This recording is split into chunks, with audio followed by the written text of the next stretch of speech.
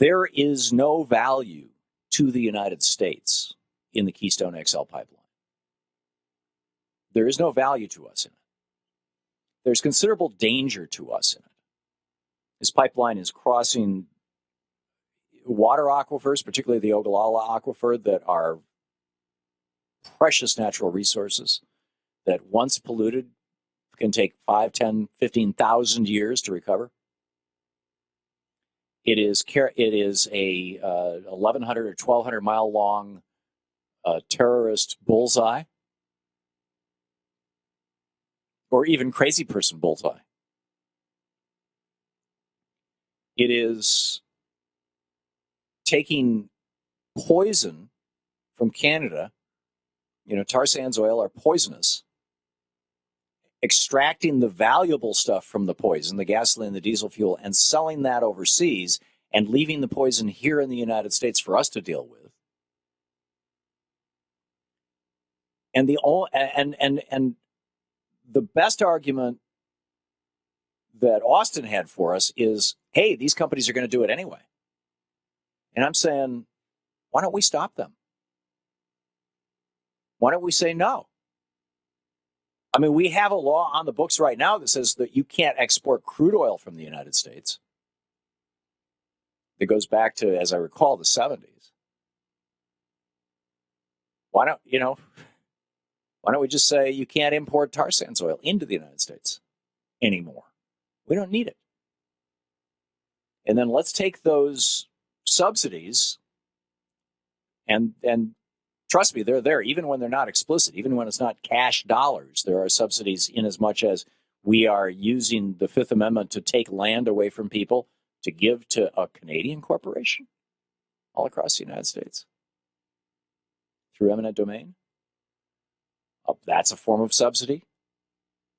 We're going to have to provide security for this thing. Every police department, every fire department through which, in the communities through which this pipeline runs, which is literally the breadth of the country, it's going right down the middle of our country, are going to have to provide security for it.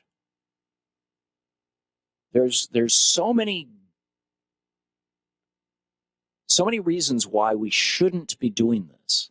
Not to mention the fact that the largest carbon store on Earth right now is the tar sands up in Canada, and as James Hansen said, if we tap that in a big way, it's game over for planet Earth. Hey, we live on planet Earth. It is like frighteningly, bitterly cold right now in Washington, D.C., and it's going to get a lot worse. It's not actually frighteningly. It's in the high 20s, low 30s. But it's going to get down into the teens in a couple of days.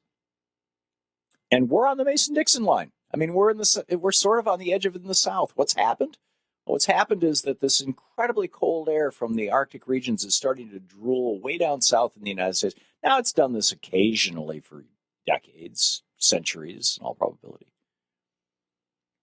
But right now, it seems to be happening every year. I mean, this is the new normal. The jet stream has gotten clogged up by virtue of global warming because we're raising the temperature of the Arctic so much.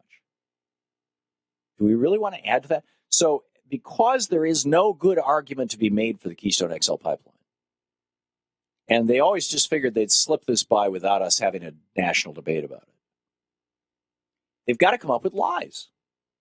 You get this Republican Senator Barrasso coming on Meet the Press, lying to Chuck Todd. Of course, Chuck Todd doesn't call him out on it because, as Chuck Todd told us all 2 weeks ago, he never contradicts his guests because even when he knows that they're lying, because then they won't come on the show anymore. And he would lose his job over that.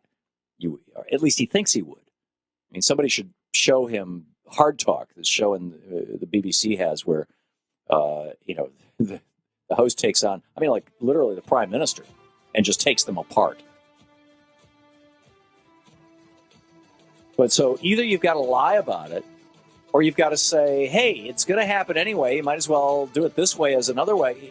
No, it doesn't have to happen anyway. I mean, there is no argument for the Keystone XL pipeline. I am very hopeful that the president vetoes this thing. This is just a big wet kiss to the Koch brothers. You're listening to the Thom Hartmann Program. Call 202-536-2370. And the rest of the very dirty part of the fossil fuel industry that's involved with Canadian tar sands. We'll be back. It's 28 minutes.